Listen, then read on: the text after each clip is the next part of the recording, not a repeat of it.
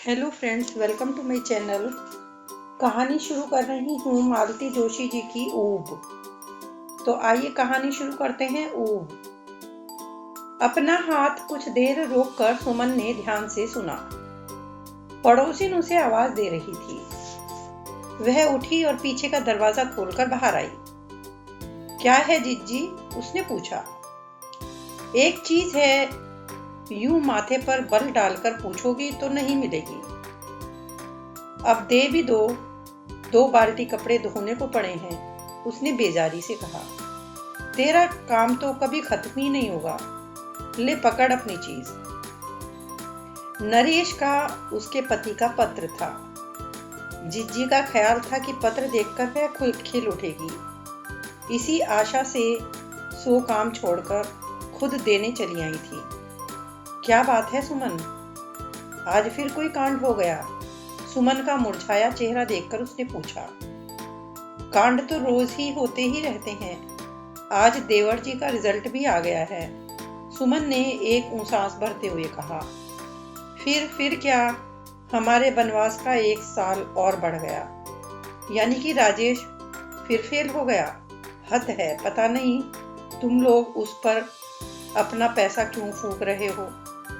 तो और क्या करें, अध बीच में ही छोड़ दें तो इतने दिनों का करा कराया मिट्टी हो जाएगा। एक उबाऊ सी मुद्रा बनाकर पड़ोसिन अपने घर में चली गई। सुमन ने पिछला दरवाजा बंद किया, लिफाफा कोयले के ड्रम पर रखा और फिर अपने धोबी घाट पर जुट गई। वाकई आज धुलाई का ढेर हो गया था। रमा ने ढेर साड़ियां डाल दी थी और हर साड़ी के लिए अलग अलग आदेश थे।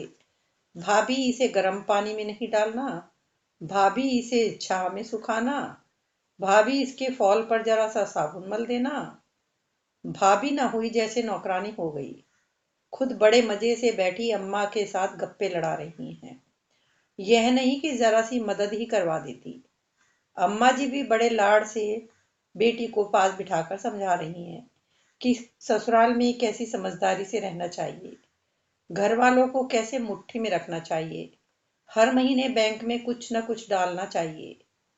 ऐसे ही समझदारी सुमन दिखाने लगे तो नायलेक्स की, वूली की उन कीमती साड़ियों को रस्सी पर लटकाते हुए सुमन का मन भारी हो आया।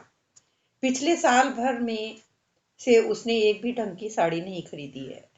उसके अकेले के लिए ही ये तो यहाँ कुछ खरीदने का प्रश्न ही नहीं उठता। रतलाम से आते हुए कभी कभार कुछ ले आते हैं तो सबके मुंह चढ़ जाते हैं।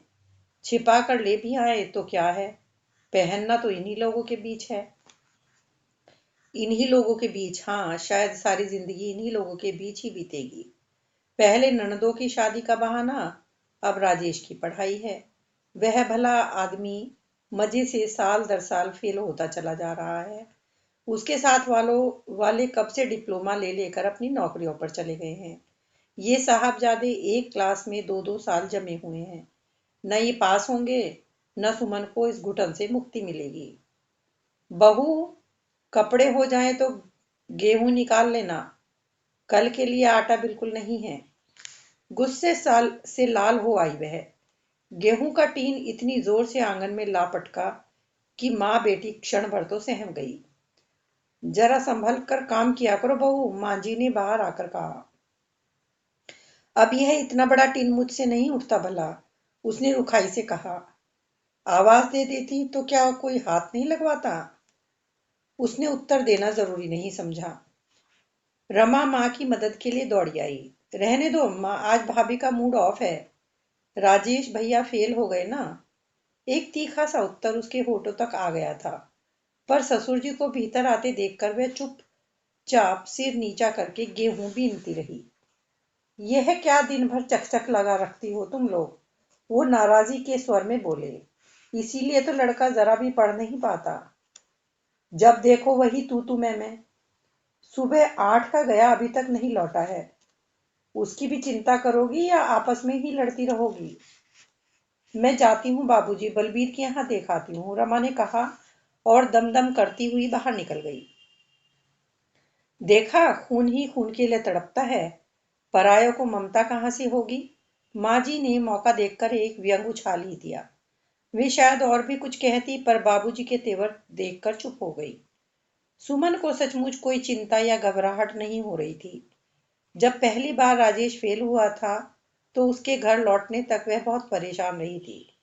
घबराहट में उसने प्रसाद भी बोल दिया था।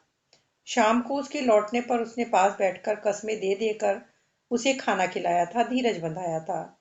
तब उसकी गोद में सिर रखकर हम उम्र देवर फूट फूट कर रोया भी था।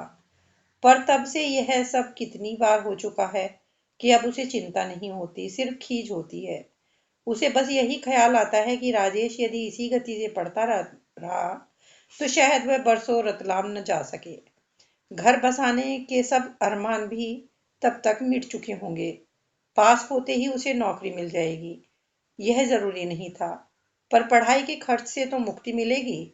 तब शायद नरेश 60-70 रुपए किराए का छोटा मोटा मकान ले सकेगा। तब शायद उसके अपने जीवन में कुछ रौनक आएगी। अभी तो बेचारा होटल में खाता है और एक रिश्तेदार के बरामदे में पड़ा रहता है।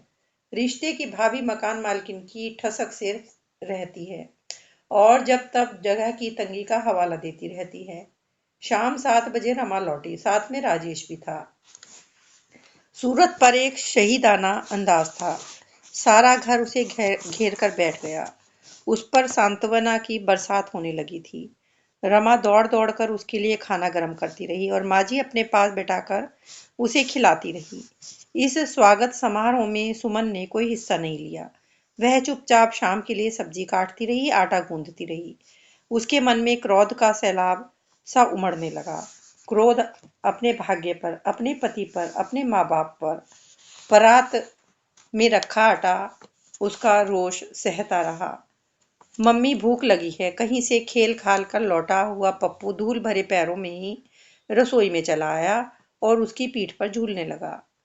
पेट में आग पड़ी होगी तभी घर की याद आई ना, ठीक है ना? क्यों, गली में कोई खाना खिलाने वाला नहीं मिला? कहते हुए उसने एक करारा तमाचा बच्चे के गाल पर जड़ दिया। बच्चा छिटक कर दूर जा गिरा।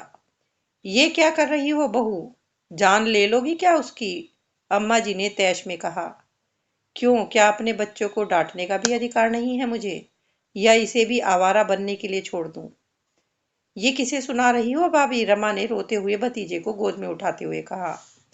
जवाब देने की जरूरत नहीं समझी उसने, उसी तरह मुंह फुलाए बैठी रही। सारा संसार इस समय उसे अपना शत्रु लग रहा था, पप्पू भी।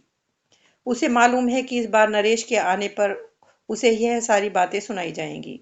यह कोई नई बात नहीं थी। नरेश के आते ही सबकी शिकायतों के बस्ते खुल जाते। माँ जी जैसे एक एक बात नोट करके जाती। सुमन भी तो उसे नहीं बख्शती। तानों और उल्हानों के बिना एक वाक्य भी पूरा नहीं होता था उसका। कई बार तो बेचारा कहता भी है, क्या यही सब सुनने के लिए मैं इतनी दूर से दौड़ा दौड़ा तुम लोगों के पास आता हूँ? उसके चले जाने के बाद सुमन स्वयं भी पश्चाताप की आग में जलती रहती है। 2-2 महीने बाद तो मिलना होता है और सारे वक्त वही शिकवे शिकायतें। आदमी क्या इसी सुख के लिए घर की ओर भागता है? लेकिन वह क्या करे, किससे कहे? रात बिस्तर पर लेटी तो पप्पू को सीने से लगाकर अपने अन्याय का परिमार्जन सा करना चाहा उसने। वह गहरी नींद में सो रहा था। वह यूं ही उसे थपकती रही, प्यार करती रही। भाभी तुम्हारी चिट्ठी, अभी साड़ियां उठाने गई थी तो ड्रम पर रखी मिली। साड़ियों का ढेर कंधे पर डाले रमा पत्र लिए खड़ी थी। सुमन तो जैसे उस बात को एकदम भूल ही गई थी। पत्र हाथ में लेकर बड़ी देर तक सुन होकर बैठी रही। कैसी होती जा रही है वह, दिन भर उसे पट्टी चिट्ठी पढ़ने की याद ही ना आई। पहले क्या वह क्षण भर भी रुक पाती थी? पत्र हाथ में आते ही कमरे में भाग आती थी। रसोई में होती तो आटा सने हाथों से ही खोल लेती। तब कोई ना कोई दया करके उसे उतनी देर की छुट्टी दे ही देता। एक मन हुआ उठकर बत्ती जला ले, पर आलस आ गया। सोचा अब कल ही देखा जाएगा और पत्र तकिए के नीचे रखकर वह सो गई।